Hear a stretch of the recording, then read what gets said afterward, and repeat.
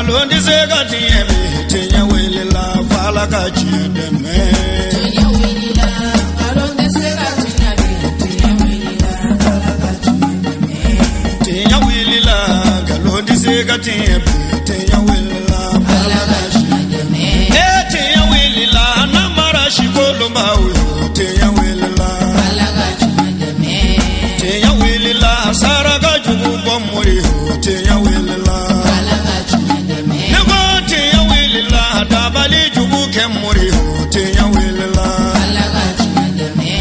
الحمد لله القائل قل لا أسألكم عليه أجرا إلا المودة في القربى والصلاة والسلام على سيدنا محمد القائل فاطمة بدعة مني من أغضبها فقد أغضبني. أما بعد السلام عليكم ورحمة الله تعالى وبركاته. أمي على تنوك بركة مساميني أفو أني أكاكما كان سنومان كنو kafo ala kira ka chide sarate foye foka somogo kanu ne ka tla ko tugu nyogonya ka sali chide ula son hirama ka no ala kira bay ale minye afo anye aka kuma kan sanuma kono kafo ale de muso Fatima afarkolo sogobu dode do ni maoma ya toro ayikumi ye ale toro hukumu kono bi wajulu kene kaniye anye bangoni jagne bugula ka be janvier kalo ale tletani flama o mimbe be jimadu sani ale tlet mugana suma o minye Fatimatu Zahra ale bangeli suye ni kene sanuman bayin bela be sangosa Jamiatul Ansardin International Fadife mi ni Ademba Jala ana bunyana karama abela jelembe ambabolo noye Haidara tanti Fatimata Traore ka keni ankaramogo ya bani ale ka wulika joni aka cheseri ni aka nyefoli ko nyuma slamawye ni ko inkara ko bay kene inka amalo dunya ka fo bara numbe do ni ankaramogo Alhaji Buasogo Baka kuma kawnye min sorolola anga jeka anyamada ufe wala amina kuma di anga karamo sabanama fadilatu Sheikh al-Karim al-Imam no kausu jara na mafuma ko kiasu an karamo Alhaji kiasu ka korofo kofe kenen ka ma chaman bora fan chaman fe kana nganya wasa do dola anga je kuluka dakurnya flawla me amani ni ala fe ala ka an kika bo jine shitane ni adama di shitane ma amin annana kene minka kene noro abarika ablasrali ani ngania miyam blakana ala kana fangadi shitanema ambole ngofe yano shitene ka do ani ni kene barikache amin o kofe aman sinsina ala togoy ala minni jonya jigidaka ki jigi seme ala fentine e toro duguma kolo insanfe ko bi boy kallimaniaka wa fentina bokka bakolola ka esoro ko bi ni boy kallimaniaka Allahu akbar anya sinsino ala bayin togoy okara Allahu akbar o kofe ami ala tanu anaka ka ala mi na le tanne do naka nemai ala minni abe batu naka se ala minni abe labatu naka fangai ala minni ala yisranye jon misra akanyanga tanye anaka proncholi ala minna ka ko bela jele meteme atemesra fe du makolo ka ani kabakolo la ala mi e jonda naka se ala mi yu bonfe nyoya ku bonyona naka kiri ala mu yu buya ni islam ya dine ala mi sona ka dilu kuma kan nabi Muhammadu la ala mi na to koro talendo naka buya koro tala na ye buranya ke mawye makake bonyon fe mi mina tuki ila Allahu akbar joni nyonche ala mi ye furu ke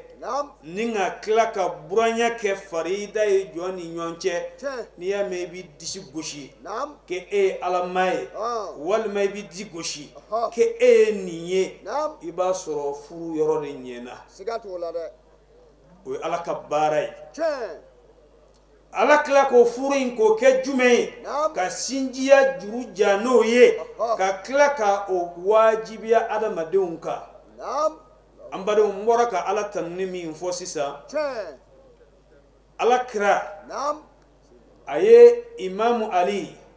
ani Fatima Zahra al-Batul ayo luka furusiri kumakan damne nini kumakan ini Allahu akbar yana o ko fe amani ni ala fe nam aka kishi ani nema aha ani barka Naam. ako chaya an kuntigi muhammadu ka amin ana somogo sanumo amin ani maoma no tuguro ko fuka tasi lahara doma amin ala kanene aw bela jelenye olula amin yara ambadum bi nam an jolen du nisondiya keneka che an jolen du wasa keneka wallahi an jolen du keneka kenemi na kan islame wasa akan islame blaika wasuni ga dine Allahu akbar wala yara fatmatu zahra ka bangini kene nam wala sanaga do anga walanda kono che ame fola ka foli la se na baga bela jelema ajarambe ka fo aw nana here la ala ka besegi here amin amin an filɛ nin ye quartier min na nam an b'a dugutigiw fo che ka dugutigi dɛmɛbaw fo Allahu akbar an b'a alimami n'a dɔnnibaa bɛɛ fo che faama minnu bɛ yan an b'u fo ha kɛrɛnkɛrɛnnenya la minnu nana an ka kɛnɛ nɔrɔya an ka mɛriw la an ka foli b'u ye naka kan Allahu akbar an badenw nam o tɛmɛnen kɔfɛ che nin kɛnɛ in sigibaw ah n'i ma kɛ i ka limaniya ma dafa nam e hakili tɛ jigin ala kɛra la kuma t'a somaw la Allahu akbar atitemeninga nka siga foyi t'a la nam nin kɛnɛ in sigili che a b'a yira k'a fɔ de aha ko limaniya dafara maaw dusukun na tew Allahu akbar wallahi maa o maa ka limaniya ma kɔgɔ nam e tɛ se ka nin kɛnɛ in sigi ay o de kama nam ala kira ko aha kisi ni nama ba ye amin kumana min na nam ni ala kira dame a ka bana dilan kan Allahu akbar n'o y'a ka bana laban ye che n'a bɛna a masanuma ye n'a bɛna o sɛgɛrɛ nam ka silamɛya to ɲɛnafin na Allahu akbar ala kira ko silamɛw ne bɛna taa ka fɛn fila to aw bolo nam n'a y'o fɛn fila in minɛ che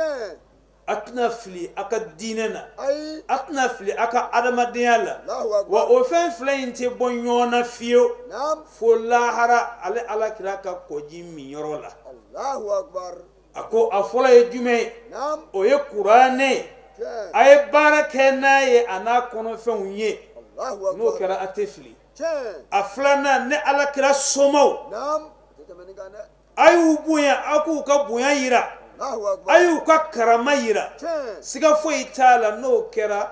a ka limaniya bɛ dafa Allahu akbar n'a fɔra ko kɛnɛ sigira ala kira somaw ka tanu kɛnɛ nam k'u ka bonya yira che k'u ka karama yira nam o kɛnɛ sigibaw bɛ wele ko limaniya jɛnw Allahu akbar sabula minnu sera ka ala kira ka wasiya ta nam k'a ka kumakan ta Tiɲɛ. k'a ka ladilikan ta Naam. k'a ɲɛnɛmaya waati la ɲinɛnkɛra kira somɔgɔw kɔ waati min na pew Allahu akbar yara an b'a ɲini ala fɛ ala ka an n'u dɛmɛ amin o an k'a dɔn minnu ye nin baara in kɛ nam olu de kɛra anw dajuru minɛbaa ye yara wallahi an ka mali kɔnɔ nam maa min de fɔlɔ ye ala kira somɔgɔw nam k'u ka tanu yira Allahu k'u akbar ka bonya yira Tiɲɛ. olu de kɛra nin kɛnɛ in sigibaa ye Allahu akbar a ti tɛmɛ o kan dɛ u ka baara kɔrɔ don nam o la an b'a fɔlɔ an karamɔgɔ la aha n'o ye seyidi sherif usman madan haidara haydara min kɛra dugawuden ye nam ka dugawudenw dilan Tiɲɛ. ka kɛla fasojɔla ye Naam. ka fasojɔlaw dilan Tiɲɛ. min y'a ka jamana jɔ ka wali jamana jɔ yara min jɛra a ka hakɛ bɛɛ kɔ yaasa bɛn ni kelenya ka sabati Tiɲɛ. maaw ni ɲɔgɔn cɛ Allahu akbar bahawu dini kemalu dini sharafu dini o don mujaddidi dini islam wallahi seyidi sherif usman madan haidara haydara o la an badenw nam n'a ye karamɔgɔ ka ɲɛnɛmaya lajɛ Tiɲɛ. ka tila ka karamɔgɔ ka denbaya kɔnɔla lajɛ nam a tɛ an hakili jigin foyi la fo ala kira n'a somaw siga t'o la wallahi kɛnɛ kan an badenw nam diinɛ tɛ dabara ye ayi an badenw nam diinɛ tɛ yecogoya ye Tiɲɛ. wa diinɛ tɛ kunfɛ ko ye Allahu wa akbar. diinɛ tɛ cɛtiri bɔ ye nam ti tɛmɛ ni kan dɛ diinɛ ye jumɛn ye nam ɔ femi no sabatira ko alakira yere chiro okama innama bu'ithtu li utammima makarim al akhlaq ko ne chiranga jogo bamunu temena ni kira unana no yi ne ko dafa o bela jele be nyon sura ala makana ni ala ko muhammadu makurane kono wama arsalnaka illa rahmatan lil alamin ko muhammadu ne mechi foi kama ko dafa ngahine wallahi amma yin ala fe ala ka here kanye amin wala karamugo ka kisa ani karamugo ka du uye bara minke ni nyene me yungono ni miri bayi miri ni tashi bayi tashi kaklaka ala kira na kadima kan nyene me laje ibina soro cho ala an karamugo anaka dima ya bega ala kira de latige tibqal asli Allahu akbar sigatu la kanaka ambado amflani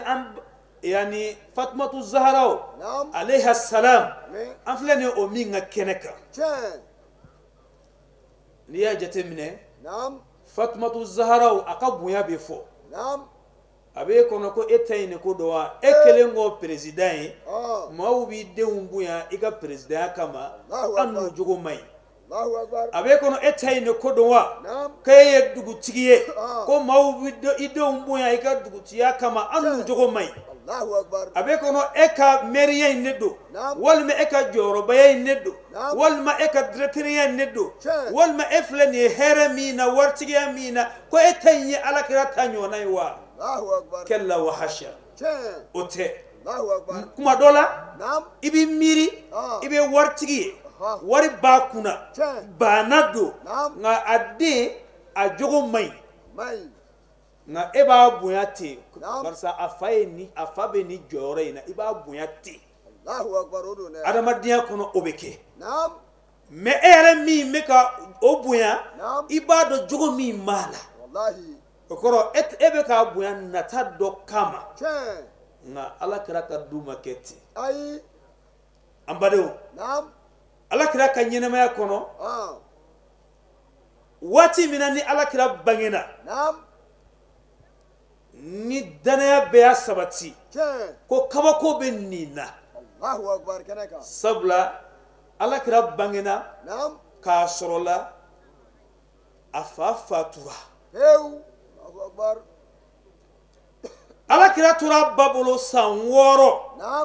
abafatura Allahu akbar atitemenigane aborola amoke yallamo moke fana fatura abinake no e sayyidina ali fay o fana nana lamo o ala kira koroba ala ka to bolo yatimede Allahu akbar mbado beka miri ni fatima mina o kallamo to beke togodi ni mami bate ikallamo to beke togodi Allahu akbar ni ala ka yamariya nana إذا أراد الله شيئا هيا الله أسبابه الله أكبر ني على يفهم في الليني أبنا ناس سببوي مادو مكنا نيدي على كلا كدور كونو كنا نيه على كلا ديونا كايرلا كافوكو غوانسما نومبويا أي الله أكبر إنما يريد الله ليذهب عنكم الرجس أهل البيت ويطهركم تطهيرا الله أكبر ولا جرا ألا بافريكا أو سنيا نكرا سومو ككلك أو جيا كابو جوجو بلا جلنا الله أكبر أمبادو إكها لجبن نعم شو إفلني هرمينا إفكا هرتوا شو otani alakira tatekele Allahu akbar otani zaharau tekele on alakira modon tekele o alakira lamonati be adoni jogo nyuma yayi naam fu bawlo ko el amin Allahu akbar ko ni darala ati janfa ay wartigiyo yorobatigi eske ona fo emawa ay ambado o tebana tesa kana fo alakira anana ke yani funange ka yani ka alakira ka se cheya kenfenge yani ke joroma fo be danaya daka naam o bane ko fe alakira anana se sambinani ma me alakira samwa ani duru naam alaye ani sayida khadija alayu ko furulatike Allahu akbar kara nga ala nana sayida khadija ala nana garsige ala kira ye den o den sɔrɔ a den bɛɛ lajɛlen ba ye Khadija ye fo n'a kɛra Ibrahima ye madenw n bɛ ka na n'i ye de i k'a dɔn k'a fɔ Fatuma Zahara ka fara ala kira mɔdenw kan ani ala kira denw kan mun y'u ni jɔyɔrɔba in di u ma an badenw ala kira denkɛ fɔlɔ o ye Qasim ye ani Abdullahi a denmuso fɔlɔ o ye Zeinabu ye ani Orokiya tugura o la ani Kulsum tugura Orokiya la ka denmuso laban kɛ Fatima Zahara ye an badenw waati min na ni ala bɛ fɛ k'a ka laɲini kɛ a bɛ fɛ ka kira k'a ci o y'a sɔrɔ danaya b'a kan dɛ o de kama an karamɔgɔ Seydi Sherif Usman Madani Haidara a ko hunaka farqun kabir bayna as-salih wal muslih o waati na ala kira kun ye ɲumankɛla ye basa bɛɛ danaya d'a kan ɲumankɛla ka di bɛɛ ye nka kumana min na ala bɛna ci k'a kɛ muslihu ye k'a kɛ maa dilanna ye ka maaw dilan ka maaw jogo ɲɛ ka bɔ jɛnɛya la ka bɔ suyɛni na ka bɔ maatɔnya na ka bɔ maafaga la o waati na a fɔra ko i kɛra kira ye mɔgɔw y'a juguya n balimakɛ e fana k'i sigi n'a yɛrɛ e ye baya lɛdu wɔɔrɔ ta e bɛna to yen wa nkalon na da i la n balimamuso e y'i yɛrɛ sutura ka disa biri i kun na k'i dusukun sutura e bolo k'e bɛna to yen wa n ko nin kɛra i ka kira la kumana min na ni ala ye ala kira ci sa ni kiraya ye juguyaw wulila mais ala kira bɛ ci waati min na o y'a sɔrɔ Fatimatu Zahara a si bɛ san 5 la san 5 i b'a dɔn gɛlɛya min ala kira denw sɔrɔ gɛlɛya min ala kira yɛrɛ sɔrɔ ala kira denkɛ an ye minnu fɔ n'o ye Kasimu ni Abdullahi ye ani Ibrahima ninnu bɛɛ fatura k'u to denmisɛnniya kɔnɔna la waati min na den bɛ yani an b'a fɔ o ma waati min na ko den n'a bɛ yani taama walima den a bɛ denmisɛnniya kɔnɔ waati min na ala ye ninnu bɛɛ minɛ ala kira la nka ala kira cira kumana min na n'a ye weleda lase a daminɛna wa anzir ashiratal akrabin ko ala kira ma a daminɛ i ka du la fɔlɔ o kɛlen an ba Khadija fɔlɔ la ka layidu ta ala kira ye ka don diinɛ na o kɔfɛ Seydina Ali o fana o bɛ san 10 na ale fana ye layidu ta ala kira ye ka don diinɛ na o kɔfɛ ala kira denw u ɲɛ bɛ nin bɛɛ la nin bɛ ka tɛmɛ sira min fɛ du bɛ ka yɛlɛma cogoya min na kira ka ɲɛnɛmaya bɛ ka yɛlɛma cogoya min na u ɲɛ b'a bɛɛ la maa bɛ se ka ala kira dɔn ka tɛmɛ ala kira denw yɛrɛ kan maa bɛ se ka ala kira ka tɔɔrɔ dɔn ka tɛmɛ ala kira denw kan maa bɛ se ka tɔɔrɔ ni diinɛ in na ka tɛmɛ ala kira somɔgɔw kan a daminɛna olu la wa a bɛ segin olu de ma i ka n'i yɛrɛ nɛgɛ ni ala ka dancogoya ye hazihi sunnatullah ni ala ka dancogoya de wallahi du kɔnɔbaw de bɛ du kɔnɔ ko dɔn ka tɛmɛ kɛnɛmamaw kan wa ala kira n'a somɔgɔw de bɛ nin diinɛ silamɛya in dɔn ka tɛmɛ kɛnɛmamaw kan an badenw kumana min na ni ala kira n'a cira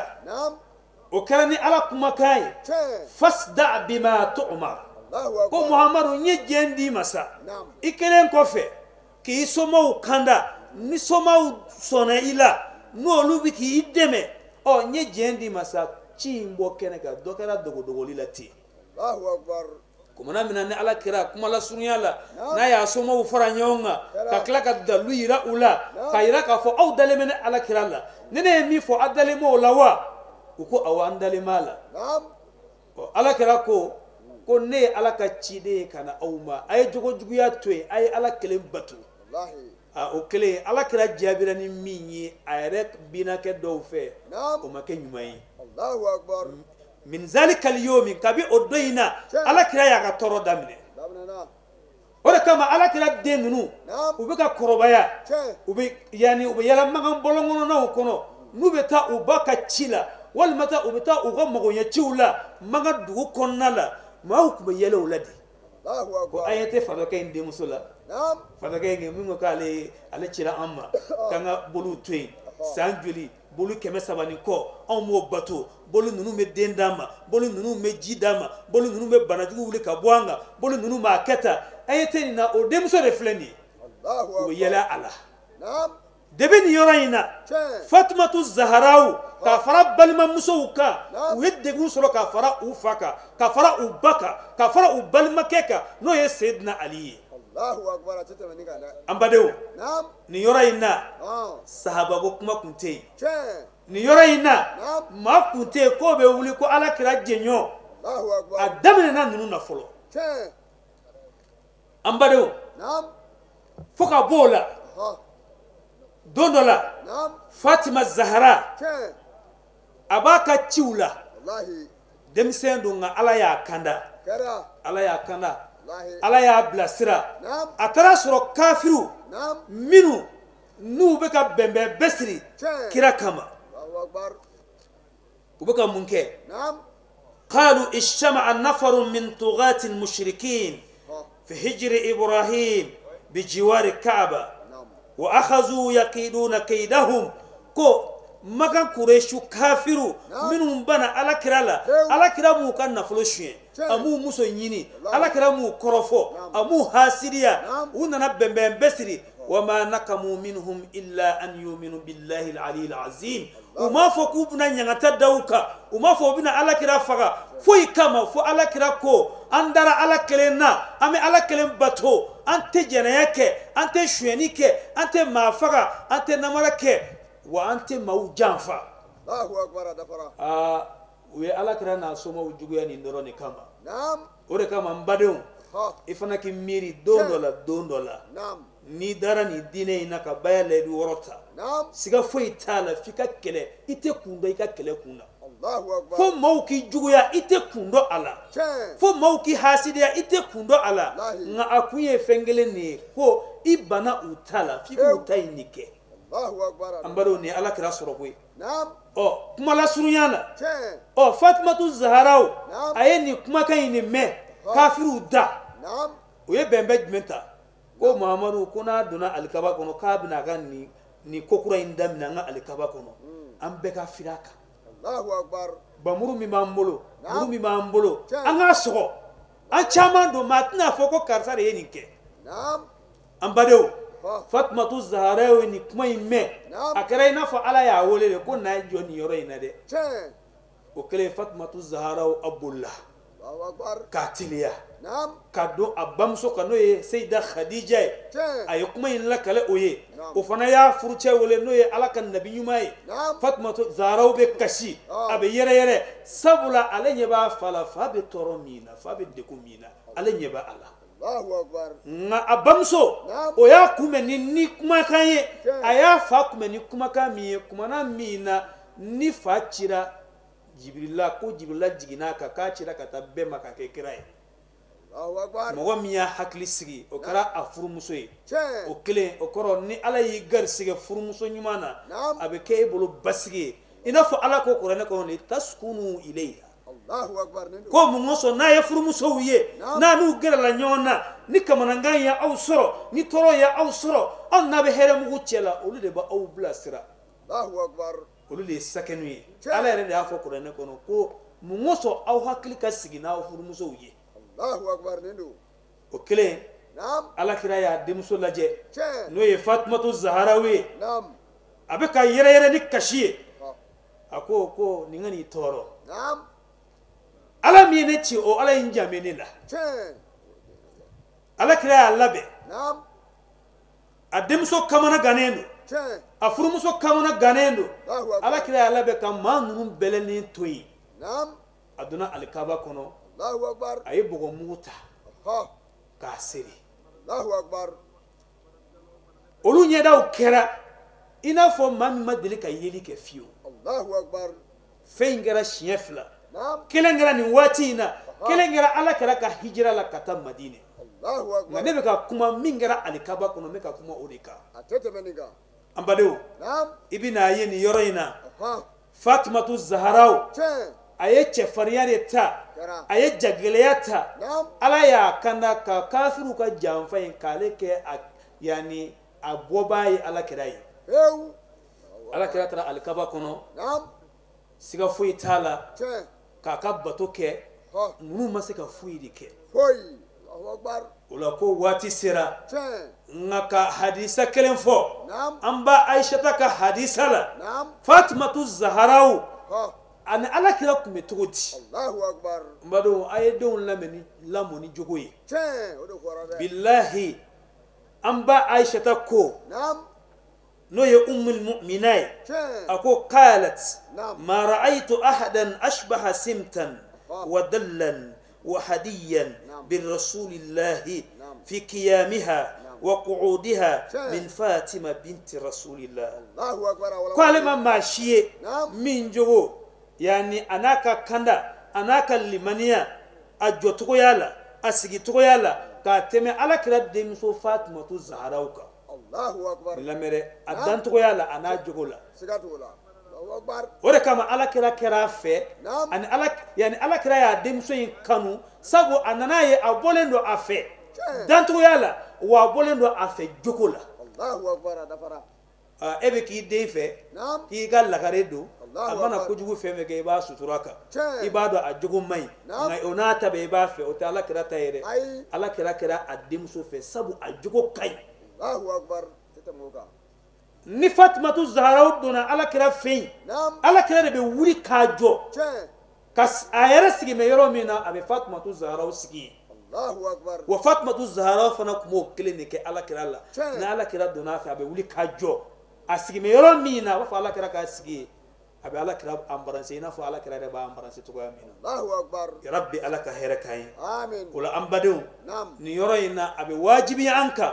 Fatimatu Zaharaw k'a fara balimamusow kan k'a fara furucɛ kan k'a fara a fa kan n'o ye Alakira ye an k'u ka jogow de ta ka baara kɛ ni a ye kɛnɛ in yɛrɛ sigikun belebele ye o ye u ka limaniya la u ka sabali la u ka Ala ɲɛsiranya la u ka bangeba bonya la u ka furucɛ bonya la u ka yatimɛ ladon na ɔ kɛnɛ in yɛrɛ sigikun b'o yira k'a daminɛ dɔgɔkun daminɛ fo ka se bi ma yatimɛden joli fɛrɛ bɔra k'a daminɛ dɔgɔkun daminɛ na ka se bi ma fantan joli ye dumuni sɔrɔ k'a dun ni an ba n'o ye tanti Fatumata ye k'a fara a tɔw kan n'olu ye Alakira somɔgɔw ladege u jogo la anw minnu ko k'an b'u fɛ an k'an ka Alakira somɔgɔw fana ladege o la ne bɛ hakɛto ɲini an karamɔgɔw fɛ k'a ɲini Ala fɛ nin ɲɔgɔnna caman bɛ Ala bolo Ala k'o yira an na Ala k'a kɛ Fatimatu Zaharaw k'a kɛ a fa kama k'a kɛ a furucɛ kama k'a kɛ a denw kama n'o ye Al-Hasan wal Husaini ye Ala k'a kɛ o n'u bɔnɔ bɛɛ lajɛlen kama an ka jamana Ala k'a basigi fitinɛ min b'a kɔnɔ Ala k'a ban kɛlɛ min b'a kɔnɔ Ala k'a ban Ala k'a diya an yɛrɛ ɲɛna koyi f'an k'a baro lakale wa siga foyi t'a la ni nin kɛnɛ lahɔrɔma ye o bɛ kɛ o la an badenw ka bɔ kuma la ka ɲini Ala fɛ karamɔgɔ bɛ taama na Ala ka segin n'a ɲuman ye aqulu qawli hadha wa astaghfirullaha li wa lakum wassalamu alaikum wa rahmatullahi ta'ala wa barakatuhu an bɛ Ala fo k'Ala tanu ka barika da k'an ka foli lase an ka sababu ɲuman ma n'o ye an karamɔgɔ ye Sherif Usman Madani Hayidara n'a ka denbaya kɛnɛ min sigilen filɛ a sigira ale sababu de la sigikun wɛrɛ t'a la Alakira bɔnna k'u kanu yira diɲɛ kɔnɔ ale ye a ka kalandenw kalan o la an baw olu de jɔra nin kɛnɛ in kɔrɔ an b'an baw bɛɛ fo yan kɛrɛnkɛrɛnnenya na min ye su in na ta n'o ye tanti Fatumata ye a n'a dɛmɛbagaw k'u fo a dabɔra min kama dɔrɔn o de ye k'a yira Ala ko cira kira ma k'a fɔ a ka cidenya laseli la a ma foyi ɲini fo k'ale bɔnnaw kanu kanu yira cogo o bɛ kɛ ni fɛn caman de ye ka kɛnɛw sigi i n'a fɔ nin baara in labɛnna an ba fɛ semaine kelen in kɔnɔ u bɛ ka fɛn caman de ta ka hinɛ fantanw na ka banabaatɔw furakɛ ka kalandenw dɛmɛ a dabɔkun tɛ dɔwɛrɛ ye o de ye hinɛ ka se Alakira somɔgɔw ma ka tila k'o barika don ale yɛrɛ n'a ka jamana o la an b'an ba in fo yan ta ni Fatumata ni su in na ye kɛnɛ an karamɔgɔ Sherif Usman Madani Hayidara a y'a ɲini bɛɛ fɛ ni nin ɲɔgɔnna su sera hali ni se foyi t'i ye ka marabatiga san i n'i kanuɲɔgɔnw ka jɛ ka o marabatiga in dun k'a yira ko Fatima bangena ka bɛn o su ma. An karamɔgɔw ɲini a ka kalandenw fɛ, kalandenw fana y'o waleya. Diɲɛ kɔnɔ bi ni kɛnɛ in sigilen don an ka section bɛɛ kɔnɔ bi ka Ala kira bɔ n'aw kanu yira. Alhamdulilahi rabbil alamin, an bɛ Ala fo ka Ala barikada ka sɔli kɛ kira Mustafa n'a sɔti kɛ sanuma bɛɛ lajɛlen kan. Alhamdulilahi an bɛ kɛnɛba kan, an bɛ bonya kɛnɛ kan. Vraiment nusaja min bɛ an na kɛnɛ kan an tɛ se ka fɔ ka s'a dan na. Sabula su in na hakili jigin de don ni k'a jira silamɛ bɛɛ la k'a fɔ ko Seyida Fatumata Zahara a ka bangeli o san kunbɛn an b'o de la. Ni dun y'o fɔ i ye maaba fɔ, i ye musoba fɔ, i ye diinɛ jigiya fɔ. Sabula an ye min mɛn ani an ye min ye Alakira sallallahu alaihi wa sallam Fatumata Zahara y'ale denmuso ye. Sabula don dɔ la Seydina Ali a yɛrɛ ye ɲininkali kɛ kira ma Alakira Muhamadu la don dɔ la. A ko ya Muhamad, ne ni Fatima jɔn de ka fisa ka tɛmɛ jɔn ka e yɔrɔ. A don Alakira sallallahu alaihi wa sallam a ye min jira a ko Ali ma ko i k'a dɔn k'a fɔ Fatima a kanu bɛ n dusukun na kosɛbɛ, kanuya place la ale y'o sɔrɔ, mais ale i fana ka bon bolo kosɛbɛ, e fana y'o place sɔrɔ. Donc ni kira ye nin fɔ ni musoba in na o b'a jira k'a fɔ ko alhamdulilahi rabbil alamin a kan ka nusaja ni o ye, sabula a kɛra diinɛ jigiya ye, a kɛra silamɛya fana jigiya ye. Sabu nin kɛnɛ ninnu kɛrɛnkɛrɛnma su in na Fatumata Zahara ka bangeli nusaja kɛnɛ an ka se k'a dɔn ka a ɲɛnamaya. An karamɔgɔ a n'an fa Seydi Sharif Usmane Madina Hayidara a ka kumaw kɔfɛ an ba tanti Fatumata, Seyida Fatumata ale de ye nin su in ta k'a don ta Ala kama, sirifiya yɛrɛ kama, Fatumata Zahara yɛrɛ jɔyɔrɔ bonya kama k'a ɲɛnamaya. Donc an b'a fo k'a waleɲuman dɔn k'a ɲini Ala fɛ yarabi Alahu taala k'a fara si kan. Bon a ka kan sabu n'i ye baara kɛ Ala ye Ala b'i wasa, sabu siga t'a la fiyewu a ye nin baara min kɛ a y'a kɛ Ala de kama, a y'a kɛ sirifiw yɛrɛ dɔnniya n'u bonya de kama. Wa maa o maa n'i ye sirifiw bonya, n'i ye sirifiw lapasa Alahu taala b'i bonya, Ala b'i lapasa. Sabu nin kɛnɛ in a seereyali o ye Ala barikada ko ye. Nisɔndiya min bɛ na dansi t'a la, sabu nin kɛnɛ in n'i y'a sɔrɔ an y'a mɛn an karamɔgɔ da cogo min na jurumu yafa don, a bɛ jurumu yafa, a bɛ jɔn surunya Ala la. Sabu nin ye an ka kira kisi nɛɛma b'a ma, ale ka denbaya o nisɔndiya kɛnɛ don. Karamɔgɔ y'a fɔ an ye cogo min na k'a fɔ Ala ko ma sara foyi ɲini a fɛ n ka kira ka kiraya la fo n'a kɛra ka a somɔgɔw kanu. O la ne mɔgɔ min y'i yɛrɛ ye o kanu kunu kɔnɔ, o kanu kɛnɛ kan, o ye nisɔndiya ko ye dan tɛ min na. O la dan foyi t'an ka nisɔndiya la fo dɔrɔn ka Ala fo ka Ala barikada. Foli min bɛ an bolo ka se an ba ma n'o ye Tani Famata ye ani an ba tɔw bɛɛ, parce que kira somɔgɔ ninnu a ka denbaya, an karamɔgɔ ka denbaya de ye u ka kɛnɛ ninnu ta k'a ɲɛnamaya. Kɛrɛnkɛrɛn ma an filɛ kɛnɛ min kan n'o ye Zaharaw ka kɛnɛ ye, an ba n'o ye Tani Famata ye, ale de b'o kɛnɛ ɲɛnamaya. O la an b'a fo ka dugawu k'a ye. Vraiment dansi tɛ karamɔgɔ ka denbaya ka nin bonya in na, parce que u bilala silamɛw ɲɛfɛ ka nin kɛnɛ in yira silamɛw la. O la an b'a fo ka dugawu k'a ye, k'a ɲini Ala fɛ Ala k'a ɲɛmɛ a la, Ala k'a mɛn nin ko in na. A bɛ dɔgɔkun kelen bɔ a bɛ nin ko in na, a bɛ k'a ka nafolo don a la, u bɛ k'u farikolow ɲɛnamaya a baara la. Vraiment an bɛ dugawu k'a ye, Ala k'a ɲɛmɛ a la. Dakuruɲɛ laban min bɛ yen o ye ka an karamɔgɔ fo, parce que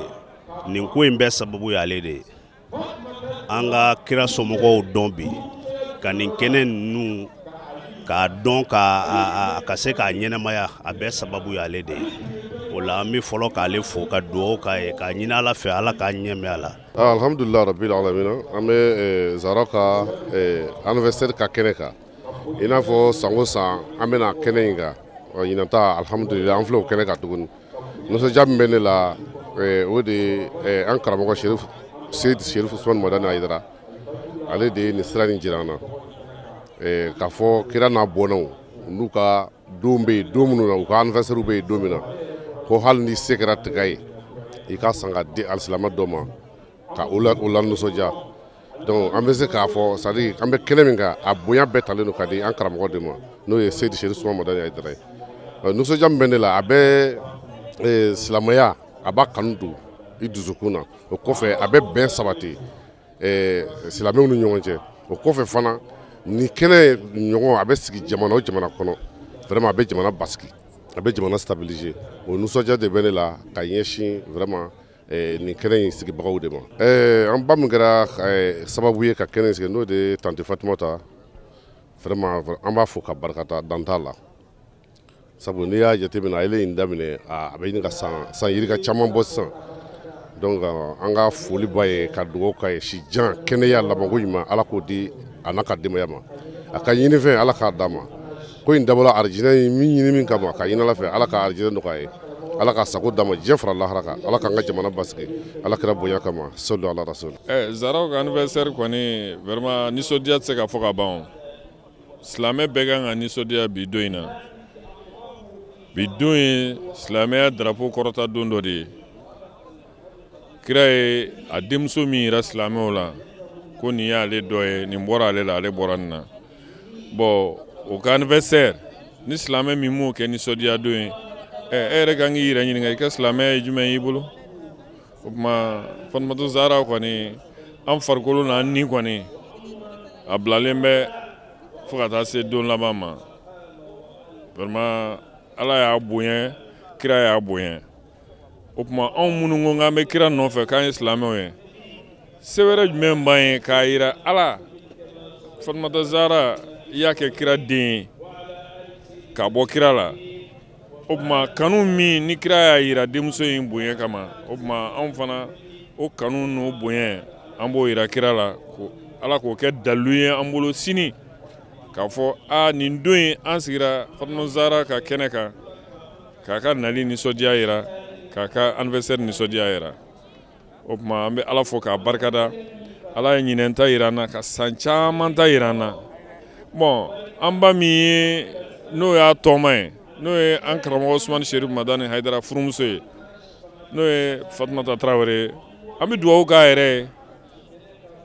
an bɛ dugawu k'a ye a ye baaraba min kɛ a tɔma ka anniversaire la ala k'a k'a ye dalilu ye ala k'a k'a ye dalilu ye ala k'a k'a ye bɔda ye ala ni kira bonya kosɔn kira kanu kosɔn bidon yɔrɔ ma kosɔn salli ala rasuli alhamdulilayi rabbil alamin nisɔndiyalen don ɲagarilen don ɲɛfaralen don kosɛbɛ sabu ka d'a kan ala kira somɔgɔw Alahu sɔnna taala de ye ayiwa an yamaruya kuranɛ kɔnɔ ko an tɛ se ka ala kira sara foyi la fo an ka kɛ somɔgɔw fɛ n'an ye o bi jamakulu ye bi nin jamakulu hakɛ nin jama hakɛ in olu bɛɛ sigilen bɛ mɔgɔ kelen kosɔn n'o ye Fatumata Zahra ye k'a kɛ a fa kama k'a fɔ bonya min ni karama min ni ala y'o k'a ye a n'a ye jɔyɔrɔba minnu d'a ma ka se k'o fɔ an ɲɛna ni ala ye jogoba minnu di a ma n'an bɛ se ka olu kɛ degefɛn ɲuman ye ka sigi k'o fɔ o nisɔndiya de bɛ na bi kosɛbɛ alhamdulilayi folikan min bɛ n bolo o de ye ka ala yɛrɛ deli a ye fɔlɔ dɔrɔn ala ka sini kɛnɛya ni labanko ɲuman di a ma fɔlɔ sabu fɛn bɛɛ lajɛlen b'o kɔnɔna na foli de bɛ n bolo ani barikada bɛ n bolo ka ɲɛsin a ma ani a tɔɲɔgɔn bɛɛ lajɛlen nka kɛrɛnkɛrɛnnenya la an bɛ a ka sababu ɲuman de fo fɔlɔ n'o ye Sherif Usmane Madani Hayidara ye ale min kɛra sababu ɲuman ye ka an bɛɛ bila nin sira ɲuman in kan an ka se ka ayiwa ala kira somɔgɔw k'a ɲɛfɔ mɔgɔw u fɔ mɔgɔw ɲɛna walasa mɔgɔw ka tali kɛ ayiwa o jogo la ni ala ye fɛn min latigɛ ala bɛna n'a sababu ye Sherif Usmane Madani Hayidara ala y'a dɛmɛ k'a ka wele laseli la ni a yɛrɛkun ye ka tila k'a dɛmɛ ni a denw ye ka tila k'a dɛmɛ n'a musow ye sabu i ka wele bɛ se ka tiɲɛ i bolo ni denw jogo ye i bɛ se ka wele bɛ se ka tiɲɛ i bolo ni i musow jogo ye nka ala ye olu fɛn fɛn d'a ma ala tila k'olu bila sira ka sira min n'a sɔrɔ a tɛ lagosi sɔrɔ o siraw kan o kumana ni mɔgɔ bɔr'o la mɔgɔ min ye ayiwa ale yɛrɛ a bɛ ka min wele da min ka minnu ka bonya n'u ka karama fɔ ka tila ka don sigi olu tɔgɔ la o kumana an b'a fɔ k'a fɔ alhamdulilayi o y'an ka laɲini de ye o kuma mɛ ala sɔnna taala deli ala ka si d'a ma ala ka kɛnɛya d'a ma ala ka labanko ɲuman d'a ma Sherif Usmane Madani Hayidara yɛrɛ ala ka a mɛn an kɔrɔ ala ka anw yɛrɛ kɛ kɔbɔgɔ ɲuman ye ala ka kira kanu kosɔn salli ala rasul mɔgɔ o mɔgɔ sen sera kɛnɛ in kan yan n'o ye Fatumata Zahra ka anniversaire wajuli ye ka nabaga bɛɛ lajɛlen fo an ɲuman nana hɛrɛ la cogo min na Ala ka bɛɛ ɲuman segin ka taa I ka so ka denbaya ɲuman sɔrɔ Ala k'o k'a ka alaya bonya kama sɔli ala rasulu k'a fɔ ko nisɔndiya min bɛ ne na Fatumata Jaraw ka wajulu in kɛnɛ kan bi a nisɔndiya a tɛ se ka fɔ ka ban o sababu ye mun ye kira kisi nɛɛma ba ma o denmuso ka anniversaire tiɲɛ yɛrɛ la k'a bɔ nin na k'a kɛ ko anniversaire sigira yɔrɔ o yɔrɔ la n'o ye Fatumata Jaraw ka anniversaire kɛnɛ a bɛ yɔrɔ o yɔrɔ la k'a bɛ ka sigi yen tiɲɛ yɛrɛ la ni dɛsɛ tɛ yɛrɛ tɛ adamaden kan ka t'i sen don a la adamaden kan ka t'i sen don a la ka d'a kan ko Fatumata Jaraw o ka anniversaire kɛnɛ don min ye kɛnɛ in sigi n'o ye Fatumata Tarawele Madame Aidara folikan min bɛ ne bolo ka lase ma k'a fɔ k'a barikada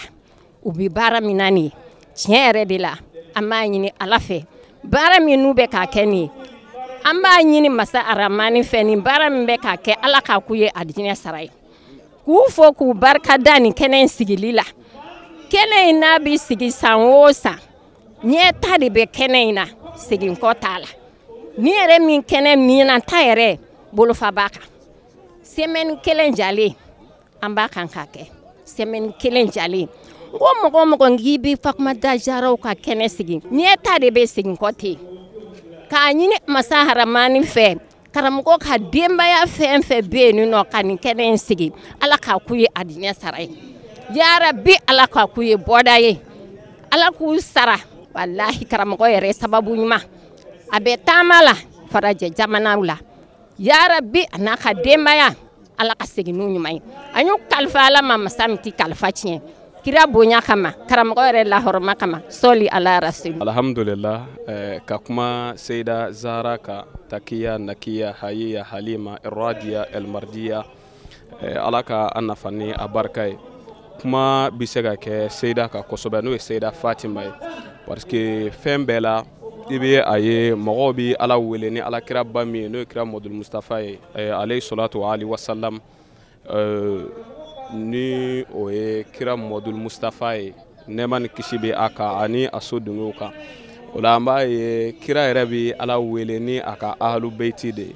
ni ye kuranɛ lajɛ kuran tafsir la min bɛ wele ko Bagawi tuma min na Ala ka aya nana k'a fɔ faman hajaka fihi min ba'di ma ja'aka bihi min al-ilm فقل تعالوا ندعو أبناءنا وأبناءكم ونساءنا ونساءكم وأنفسنا وأنفسكم ثم نبتهل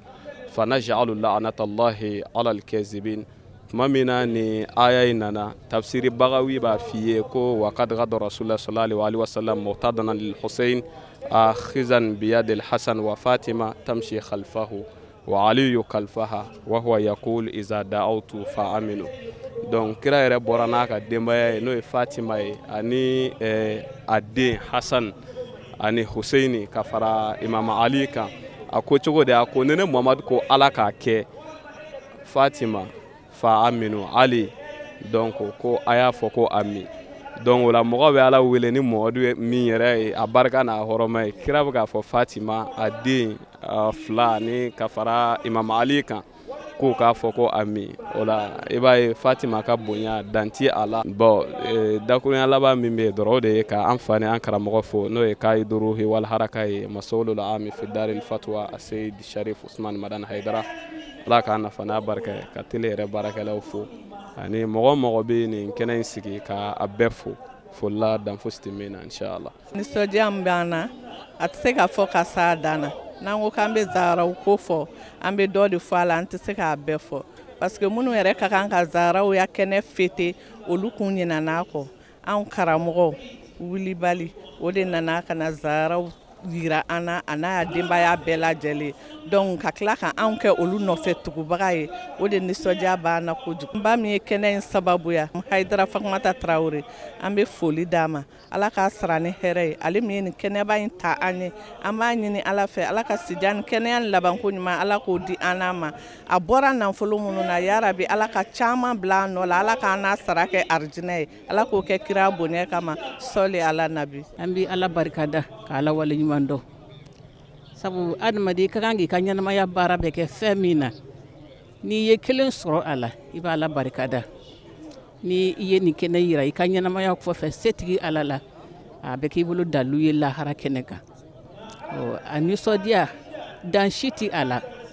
donc minnu y'a organiser an b'u fo k'u barikada k'u waleɲuman dɔn ka ɲini setigi ala fɛ san ka ca ala bolo dɛ a caman bɛ setigi ala bolo a hɛrɛ ala ma ala ka yira an n'u la yarabi ala ka kan n'u ye sutura ye ala ka kan n'u ye sini kɛnɛya ye ala ka kan n'u ye labanko ɲuman ye ala k'an balo nin feteli kan ala k'an fatu a kan ala k'an ɲɛmɛ karamɔgɔ yɛrɛ la ala k'a kɛ ɲɛmɔgɔ ɲuman ye k'an yɛrɛ kɛ kɔmɔgɔ ɲuman ye ala kira kanu kama sɔli ala nabi an bɛ ala fo ka ala barikada ka sɔli kɛ ala kira kan k'an ka karamɔgɔ a n'an fa a n'an mɔkɛ min ye Sɛrifu Usumani Madani Hayidara ye k'a n'a ka denbaya fo k'u barikada nin ye n balimakɛ min ye Yahaya Kulubali ale ye n ka président ye mais ale ye ne yamaru ne ka kuma n'o tɛ kuma de tun kan ka d'ale ma o la i ye ɲininkali kɛ ko nisɔndiya min b'an na Fatumata Zahra bangeni na ni a sɔrɔla an ye dɔnnibaaw ka kuma faamu a ɲɛ kan dɔnnibaaw ye min fɔ an ye an karamɔgɔw ye min fɔ an ye sirifilakaw ye min fɔ an ye dɔnni sɛbɛ sɛbɛ la k'a fɔ nin diinɛ a tɛ se ka sabati fiyewu ni alakira somɔgɔw ma dɔn o la an nisɔndiyalen don parce que karamɔgɔ ka denbaya k'a daminɛ Tandi Jara la ka taa Tandi Fatumata la ka taa Tandi Ayisa la ka taa Tandi Alima Dagamasa la olu bɛɛ ye dɔ ta Tandi Fatumata ta o ye a tɔgɔma Fatumata Hayidara ta bangeni ye an nisɔndiyalen don dan tɛ nisɔndiya min na vraiment n'an ko k'an b'a fɔ tiɲɛ yɛrɛ la a nisɔndiya dan foyi t'an na su in na dakuruya min b'an bolo an bɛ ala fo toujours k'a ɲini ala n'a ka kira fɛ a ka sini kɛnɛya di an ka karamɔgɔ n'a ka denbaya ma min kɛra sababu ye ka kɛnɛ in sigi ni jama hadarala n'o ye Tandi Fatumata Tarawele ka sini kɛnɛ ni labanko ɲuman a n'a musaka tɔ ala k'a nɔgɔya ani ale ye ka sijan bɛɛ lajɛlen di an kelen kelen bɛɛ lajɛlen ma san o san an kɛnɛma ka nin kɛnɛ ba sigi ɲɔgɔn fɛ ala kɛra kanu kosɔn an karamɔgɔ yɛrɛ barika kama sɔli ala rasulullah alhamdulillah an bɛ ala tanu k'ala barikada bon an b'an karamɔgɔ fɔ ne Sɛrifu Usumani Madani Hayidara ye parce que an bɛ baara min kɔnɔ bi ale ka baara de don sabu ka d'a kan an bɛ ka décoration min kɛ bi ala sɔnna ma an ma baara in minɛ mɔgɔ si bolo ala sɔnna an y'an cɛsiri an bɛ karamɔgɔ dɛmɛ a ka se ka diinɛ se a seyɔrɔ la bon o tɛ taa ni labɛnw tɛ an yɛrɛ ye baara kɔnɔnajɛya mun ta n'an bɛ karamɔgɔ dɛmɛ ala sɔnna ma baara in kodɔn n'a faamu ala y'an dɛmɛ an y'a ɲɛdɔn bi bon an b'o de nisɔndiya kɛnɛ kan bi ni ala ka jɛ ye bon ni décoration mise en place ni ala sɔnna ma bon Mali section dugu bɛ yɔrɔ o yɔrɔ an ka mɔgɔw b'o kɛnɛ kan Ansaru sigilen bɛ bi jamana 40 de don bi ala sɔnna ma karamɔgɔ mana taa yɔrɔ o yɔrɔ la bi décoration mise en place ka cɛsiri n'a ka jija kama baarakɛla b'a yɔrɔ bɛɛ la bi hali ni mɔgɔ min ye karamɔgɔ ka wajulu ta bi Europe bi décoration kelen bɛ yen kunbɛli bɛ k'a kɛcogo la nin bolofara de bɛ fan bɛɛ fɛ bi n'an ka cɛsiri n'an ka jija ye ni ala ka jɛ ye bi Fatumata Zahra ka kɛnɛ nisɔndiya min b'an na ni ala sɔnna ma an nisɔndiyalen don a se ka s'a dan na quoi parce que n'i y'a jateminɛ Fatumata Zahra yɛrɛ ye muso ye karamɔgɔ kumana kan ka se niveau mun na o bonya kama ni ala ka jɛ ye dan foyi t'an na bi an bamuso yɛrɛ n'o ye Tandi Fatumata ye ale de bɛ nin labɛn kɛ bon cɛsiri ni jija min b'ale yɛrɛ la o kama an yɛrɛ wulila ka jɔ n'i ye kɛnɛ ye bi décoration n'i y'a jateminɛ an yɛrɛ de wulilen bɛ ka jɔ fo ko in ka se a seyɔrɔ la an b'olu dɛmɛ cogo min na o de ye nisɔndiya b'an yɛrɛ la bon dakurula m'an bolo an b'an karamɔgɔ fo ne Sɛrifu Usumani Madani Hayidara ye cɛsiri ni jija min b'ale yɛrɛ la bi vraiment an bɛ ka wuli ka jɔ an mana wuli ka jɔ cogo cogo n'an y'ale ye an b'a kɛ i n'a fɔ an yɛrɛw ma fɛn kɛ quoi parce que n'i y'ale ka wuli ka jɔ jateminɛ ko in kɔnɔ bi cɛsiri min b'a la fo an ka wuli ka jɔ an mun ye denmisɛnninw ye n'ale cɛkɔrɔba ka wuli ka jɔ ye k'an denmisɛnninw ka mouvement ye fo an ka dɔ de fara an ka kɛta kan vraiment dan foyi t'an ka nisɔndiya la bi ni ala ka jɛ ye an bɛ ala fo k'a barikada k'a waleɲuman dɔn ala min bi yira an na ka foli fɔlɔ an karamɔgɔ la n'o ye Seyid Sɛrifu Usumani Madani Hayidara n'an bɔra yen an bɛ bɛɛ lajɛlen fo ka bɛɛ barikada ka bɛɛ waleɲuman dɔn wa nin kɛnɛ kan nisɔndiya min b'an na a ka bon kosɛbɛ sabula an filɛ kɛnɛ min kan kɛnɛba don kira denmuso n'o ye Fatima Zahra an b'ale de ka kɛnɛ kan nin ye kɛnɛ kɔrɔ ye sabula an b'a ɲɛnamaya san o san n'an karamɔgɔ furumuso n'o ye Tandi Fatumata Tarawele ale sababuya la vraiment nisɔndiya min b'an na dan t'a a fɔli la an nisɔndiyalen don fo k'a fɔ k'a to ten bon an b'a fɔ k'a barikada ka waleɲuman dɔn sabula nin fêteli a ye fɛn de yira anw na Zahra ko la anw yɛrɛ tun tɛ min kalama bon baara ɲuman don n'i y'a sinsin siga t'a la a baraji a bɛ yen fo ka taa se lahara jɔ dɔ ma kɔrɔ an b'an ba fo k'a barikada ka waleɲuman dɔn ka ɲini ala fɛ sabula n'i ye nin lajɛ musaka min bɛ don a la a ka ca kosɛbɛ surtout n'i ye ɲinan lajɛ ay ñina événement aya ke dogokun kelen ne san taw la ba sura be ka kile kelen kile fila mais ñina aya damne dogokun kelen ñogona de bon musaka baw de bitala vraiment ba fo ay musaka mun do ala ala ka ka aljina saraya ko dakure la mo mamulo de amba barakala be fo sabla ni yalla je on tay ko le baray konnana mais ni yalla je am fle wakati na sa mo nana ka bo fan chama pour que kana zaraw kan fe do bora Italie do bora Buguni do bora Kuchala do bora Kangaba do bora Barawuli ani Bamako quartier nu bela jelena vraiment be be fo ka be barkada ka be wole nyundo ka nyina ala fe mi man na to soro kana ta to soro bon on a ni sojalo lobi fo ka si adana o yana ngani sojo jira mi fulla si an karamo Seydi Cherif Ousmane Madani Haidara mo alera mi ngara sabu ka ambe faranyama ni kenen konna amanga fulla samo an barkada ka dugo ka shija an kenen an lawa ngum ala ko di anaka dema bela jelema o kote no ho ami ambalo ambafu no tan famata ale mi ni kenen sigi ka fu ka barkada ka wole mando vraiment an koni an sojolo kenen ga fu ta fa an sojolo kuma an koni an ga bara mi goro ko di bo de dugu ko njera am ka an sego ke songola pour que basiki bi saka na kenen kono o ala barkala ala sona ka o nyamulo o nye yelen ke ka yoro be labo chogo kelena an koni am ala fu ka barkada an sojolo an farfunudo san kene ka ke kene la ni sojani farfunu kono ka do amba yere me ka a barake ala ka sijani kene damo ala ka sidi amo ka sidi an yere mo an ga deme barana fo ka ta se an ngandina labana bo alhamdulillah an ni sonjaleno ambe kene sigi bagafo ambe fula sankaramo wona Cherif Ousmane Madani Haidara ala ka shin kene la mo ko ma ala ko danama abe tamana ala ka signa nyuma anya kalfala la ala mte kalfachi naka tama dembela jele bon ni kene ye Fatoumata Zahra ka kene kida demuso Batour ale de kadaye na ye fu kida be wuli bon ambo kene ka anni son jale no am fari fondino voilà bon ambu fo ni teke ni chesirite wallahi ni kene ye abi hakili jigi fendola foyte ni kene ke ni karamo kanu wi dusukuna o de bi blaga ni kene ni yere dana nojo depuis soma o be kene kan we barake ala jati kama mo cité mu be sara benana ala kama Fatoumata Zahra kama ankara mo yere nyeda bunya kama amba nyini ala fe ala ka kene kunche herala ala ka kene nyogon chaya kirana so kama qur'ane bunya kama salli ala rasul alhamdulillah ambe ala tanuka barkada avle kene min kabe no Fatoumata Zahra Fatoumata Al Batul kirade muso sani aleka kene amodika vraiment an se walendo an so dialendo kadaka Fatima jiya muso baw kiran na islamia dina na kiran ala kiran nona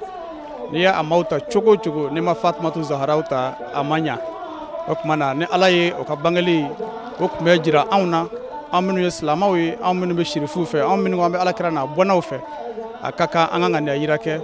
o Fatoumata Zahra ka kula anga ne yirake ala kiran na bonaw ka kula odi an se kene ka yabbi kana ala barikada muso bamini ala ya di amaka kerengere ka ke kira koy ka shirifu bebo ala okmana kana ngani ajira ke ka ala barikada ni Fatoumata Zahra ka soroli anfe ka laba ka dugo ke ala krana bona be ka laba ka dugo nyine ala fe no horomanu barkay cikomina ala bisika nga jengla ka Allah haragla odi anse keneka yabi ni ala sonama alhamdulillah foli ka ke ambanyu mambayina no ye Fatoumata tanti Fatoumata ale ka foli jaku yadi kadaka ma chamambe no oka bo akalama ka foko Fatoumata Zahra bangara ka beni nyanguma yima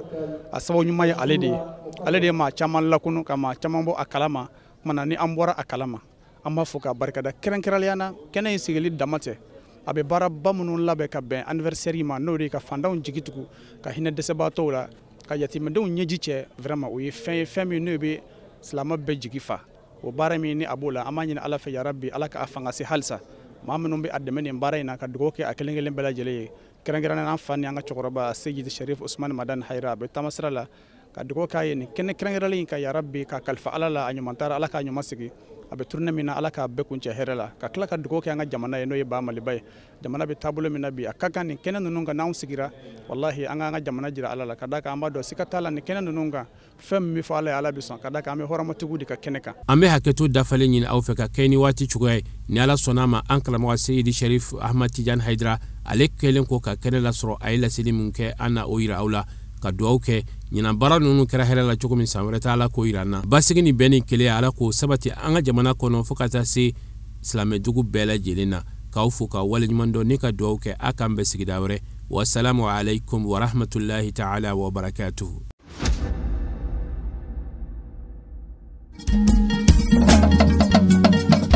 Tinya wilila hangalondi zega tiebe tinya wilila fala ka chideme tinya wilila hangalondi zega tinya wilila fala ka chideme tinya wilila hangalondi zega tiebe tinya wilila fala ka chideme tinya wilila namara shikolomba